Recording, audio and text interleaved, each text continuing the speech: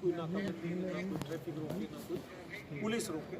और तीसरा आदमी पैदल पैदल जा कर के रोड किनारे खड़े एक ऑटो में बैठ के रवाना हो जाता है। चारों तरफ की वो नाकाबंदी की वजह से ये जगह छोड़ के नहीं जा पाते। और यहाँ से इस मोटरसाइकिल से दाऊदयाल नगर से करीब 2 किलोमीटर दूर पत्रकार कॉलोनी में जो गौरव सिंह का घर है, वहाँ ये लोग चले जाते हैं। वहाँ जाकर के ये अपना जो पैसा था, पैसा लोहे के जो बक्से थे, वो बक्से जब वारदात करके ले जा रहे थे तो बीच रास्ते में बक्से को तोड़ा गया, बक्से के नोक को तोड़ा गया और दोनों बक्सों में जो कैश था वो सारा एक लाल बैग में डाल करके ये मोटरसाइकिल में बैठ के रवाना हो जाते हैं और अपने घर पहुँच जाते हैं। वारदात के बाद जो इनका रूट रहा, कुछ इलाकों से हमें सीसीटीवी कैमराज की फुटेज मिली। उन फुटेज के आधार पे पुलिस आगे से आगे चलती रही। करीब 400 लोगों की टीम लगातार पिछले 24 घंटे में लगातार एक सीसीटीवी कैमरा की रिकॉर्डिंग को खंगाला गया। प्रत्येक सस्पिशियस जो व्हीकल्स थे उनका रूट को फॉलो किया गया। साथ ही साथ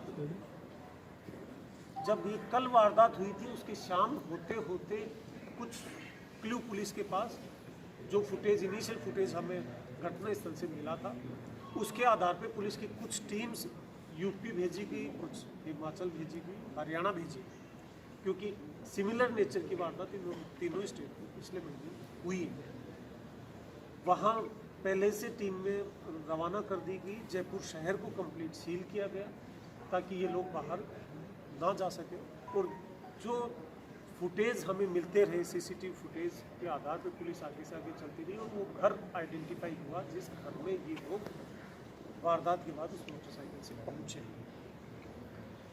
ये जब पता लगता है तो उस घर की रेकी की जाती है पुलिस के द्वारा, क्योंकि वारदात में भी इनके द्वारा फायर किया गया। सामने वाले के पास भी फायर आर्म था, उसने भी फायर चलाया था। उसके बावजूद इनके इतने हौसले बुलंद थे कि इनके द्वारा ये वारदात अंजाम दी। तो पुलिस ने अपनी तैयारी पूरी करी कि किसी तरह की इनको पकड़ने के दौरान कोई नुकसान ना हो। वारदात करने के बाद विपिन कश्यप यहाँ से मोटरसाइकिल से देर रात निकलता है, सिंगल, और ये दिल्ली चला जाता है, वही बदल। आज अपने एक साथी को लेकर के ये आता है, यहाँ पहुँचता है स्कॉर्पियो व्हीकल में, सौगंध सिंह नाम के।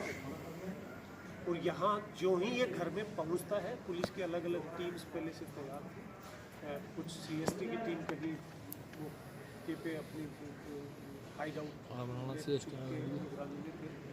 एडिशनल एसपी साउथ जो है विपिन रजनीश, वो वहीं पे अपनी टीम के साथ मौजूद थे। अवनीश के साथ ही साथ सीएसटी की सुरेंद्र सिंह की टीम, एसएचओ स्थानीय, यहाँ की डीएसटी टीम, अलग अलग मोर्चे बंदी करके रखे थे। जो ही वो गाड़ी आती है और उस गाड़ी में सारा इनके द्वारा कैश, हथियार सब रख के ये घर से निकल के रवाना होने की स्थिति में होते, उस समय पुलिस के द्वारा रेड करके इनको रंगे हाथों पकड़ लिया जाता है। ये पूरा घटनाक्रम। इस घटनाक्रम में अब तक की जो पुलिस की तफ्तीश में जो चीज़ें सामने आई हैं, इनके खिलाफ पूर्व कोई क्रिमिनल रिकॉर्ड अभी तक की जानकारी में नहीं आया। गौरव सिंह फर्स्ट टाइमर अपराधी अभी तक नजर आता है, बाकी जो रिकॉर्ड खंगालेंगे उससे वो चीज़ें सामने आएंगी। विपिन कश्यप के खिलाफ अभी तक कोई अपराध कहीं दूसरे स्टेट में कर रखा, उसकी हम जानकारी जुटा रहे हैं, अभी तक कोई अपराध सामने नहीं आया। सौगंध सिंह के द्वारा भी पूर्व में कोई अपराध में शामिल होने की बात सामने नहीं आई है। फर्स्ट टाइमर है, जयपुर बेस्ड। जयपुर में जो मुख्य आरोपी है गौरव सिंह, उसका जो फैमिली स्ट्रक्चर है वो भी इन्फ्लुएंशियल फैमिली से आता है। इसके फादर सीनियर गवर्नमेंट ऑफिसर थे, वहाँ से वो रिटायर हुए हैं। Financially well to do family से है, पूर्व का कोई क्रिमिनल इतिहास नहीं। इनके द्वारा जो 3 हथियार वारदात में शामिल थे, वो दो हथियार जो शामिल थे, वो दोनों हथियार इनके द्वारा यूपी से कहीं से खरीदना प्राइमरी पूछताछ में सामने आया है। अभी वारदात से करीब 10 दिन पहले इनके द्वारा ये हथियार जिसके माध्यम से लाए हैं, उनके बारे में पूछताछ चल रही है। बहुत से हथियार हैं। रेकी में इन्होंने SBI बैंक की रेकी की, ICICI बैंक की रिकवरी, इनकी PNB बैंक की रिकवरी, और ये जो वैन जो कैश ट्रांसफ़र करती है उस वैन की रिकवरी, और जहाँ इनको मौका मिला उस तरह की वारदात को फिराक में थे। ये पूरा घटनाक्रम रहा।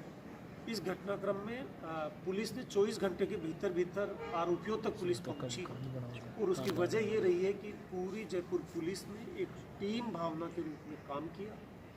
पुलिस की अलग अलग जो हमारी यूनिट है, चाहे वो थाना यूनिट हो, जिले की यूनिट हो, डिस्ट्रिक्ट स्पेशल टीम हो, हमारी कमिश्नरेट की स्पेशल टीम हो, हमारी इंटेलिजेंस विंग के जो लोग हों, वो सारे लोगों ने मिलकर के एक टीम के रूप में ये काम किया और अपराधियों को शहर नहीं छोड़ने दिया। उसी की बदौलत हम अपराधियों तक पहुँचे और वारदात में जो लूटी गई धनराशि, संपूर्ण धनराशि बरामद की।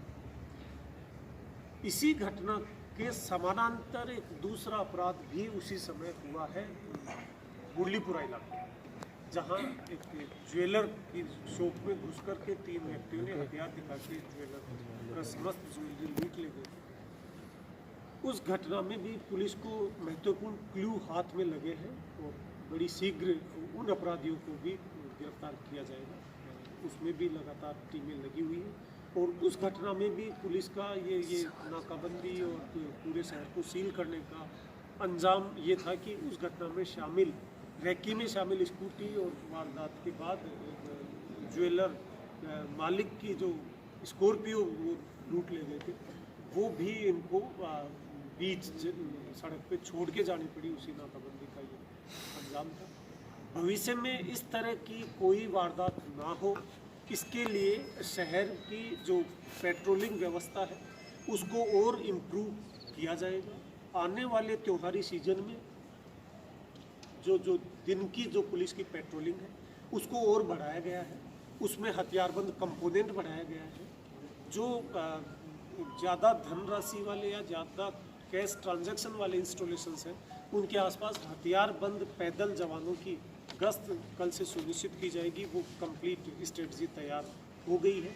इवनिंग गश्त में भी कंपोनेंट, हथियार वाला कंपोनेंट को इंक्रीज किया जा रहा है। पूर्व में इस तरह के अपराधों में शामिल जो लोग हैं उन पर लगातार पुलिस की निगरानी है। हमारी कोशिश होगी कि जयपुर शहर में इस तरह की घटना को रिपीट होने से रोका जा सके। कल जो वैन लूटी गई थी, इस वैन के अंदर कितना रुपया था? बता रहे हैं कि 2 बक्से और थे। 2 बक्से और थे, उनमें अमाउंट कहीं ज़्यादा था। वो वैसा जो था वो बक्से वो नहीं ले जा पाए, उस वजह से काफ़ी कुछ कैश बैंक का बच गया। सर आपने कहा इनका कोई रिकॉर्ड नहीं है, तो इन्होंने कहाँ से सीखी? कोई इतनी बड़ी हीनियस ये चूँकि अभी आपने जानकारी में पूछा कि अभी जस्ट पुलिस ने इनको गिरफ्तार किया। अब पूछताछ में सारी बातें आएंगी कि षड्यंत्र रचने में इनको कहाँ से आइडिया मिला, हथियार का क्या सोर्स था, वारदात में कोई और तो नहीं था, कितने दिन से रेकी कर रहे थे, क्या इनकी प्लानिंग थी, क्यों ये वारदात में इन्वॉल्व हुए, उन सारे बातों के संबंध में डिटेल रेकी इन्होंने कहाँ से शुरुआत करी? क्योंकि एक बहुत बड़ा अमाउंट, मेजर अमाउंट था इसके अंदर, इतनी बड़ी 1.25 करोड़ 1.5 करोड़ के आसपास का पूरा अमाउंट। इनको कैसे पता चला पर्टिकुलर किसी वैन के अंदर? ये लगातार बैंक जो थे उनके पास स्टेशन रह के ये देखते थे कि ये वैन आती है, इसमें से कैश उतरता है और फिर आगे कैश बैंक से कलेक्ट करके ये फिर इनकी जो चेस्ट ब्रांच होती है उसमें जमा कराता। तो लगातार बैंक की रेकी करने के बाद इनको आइडिया लगा। कहाँ भागने वाले थे सर, कुछ पता लगा कि क्योंकि तैयारी वो अभी क्योंकि प्राइमा फेसाई तो हमें यही लग रहा है कि ये बदरपुर ही जाने की शायद फिराक में रहे हों, वहीं के इसके बाकी साथी थे, वहीं से आए थे। बदरपुर से ये स्कॉर्पियो लेके आए हैं। अभी जो स्कॉर्पियो वापस वहाँ जानी थी तो शायद वही जाने थे, बाकी तो खैर पूछताछ से पता चला। वारदात के बाद जिस तरह से परिस्थिति हुई है, तो क्या माना जाए कि जो नाकाबंदी पुलिस ने की है उसका फल मिला? हमारा ये मानना है कि पुलिस का जो नाकाबंदी था इसमें 2 चीज़ें, एक अपराधी को पकड़ना और दूसरा अपराधी को शहर नहीं छोड़ने देना। वारदात के इमीडिएट बाद जिस गति से, जिस तेज़ी के साथ पुलिस की नाकाबंदी हुई कि कोई शहर ना छोड़ सके अपराधी, वो अहम रोल था कि अपराधी यहीं तक रहे। और बाकी सारी टीम ने फिर वारदात वाले घटना स्थल से आगे कड़ी जोड़ते हुए यहाँ तक पहुँचे। उनमें सारी टीम का सर ये जो पूरा बंगला इसमें किसका खरीदा हुआ, किराए पे था? ये इनके पेरेंटल हाउस है। ये पेरेंटल हाउस है, इसके मदर फादर साथ हैं, फैमिली साथ है। मतलब ये बताएं जब अभी छापा मारा जब छापा मारा, ये मतलब गाड़ी परिवार में का क्या रोल है, परिवार की कितना क्या जानकारी में था, वो सारे तथ्यों पे तफ्तीश से मतलब गाड़ी में कितने लोग थे और पकड़े गाड़ी वाले कितने पकड़े जा चुके हैं? गाड़ी में 3 लोग थे, 3 में से 2 लोग पकड़े जा चुके। 2 पकड़े कुल गए। 3 लोग थे, 3 में से 2 पकड़े गए और तीसरा जो पकड़ा गया है वो षड्यंत्र में शामिल होते नहीं, जो हुए तीसरा वो कहाँ निकल गया वैसा? वो निकल गया। और वो कहाँ निकल गया उस समय में वो जो पैदल वाला था वो निकल गया? वो जो पैदल जो ऑटो में जाके बैठा है वो अभी पुलिस की गिरफ्त में है। ये भी इनकी प्लानिंग का पार्ट। तो उसका नाम क्लियर करें ना। वो अभी हम नाम उसका खुलासा नहीं करेंगे, लेकिन वो उत्तर प्रदेश का फायरिंग में कौन ये पकड़े गए जो थे या वो भी है उसमें? फायरिंग में अभी उसके पास भी पूछताछ होगी, हथियार बता हथियार रहे। उसके पास भी था और हथियार इनके पास भी था। फायरिंग इनमें से जिनने करी है वो गौरव सिंह। गौरव खुद वो मुरलीपुरा वाली जो वारदात हुई है उसमें कितनी कनेक्टिविटी रही है दोनों की? क्या वो यहीं के रहने वाले वो थे? मुरलीपुरा वाली वारदात का इस वारदात से या वारदात में शामिल लोगों से किसी तरह का कोई कनेक्शन नहीं। Thank you.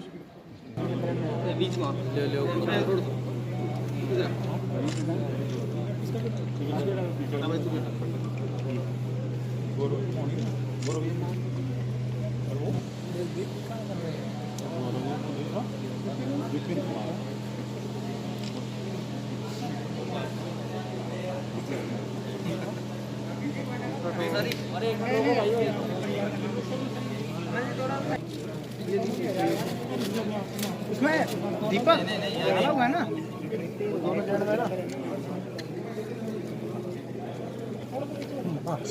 मिल रहा है। बढ़िया।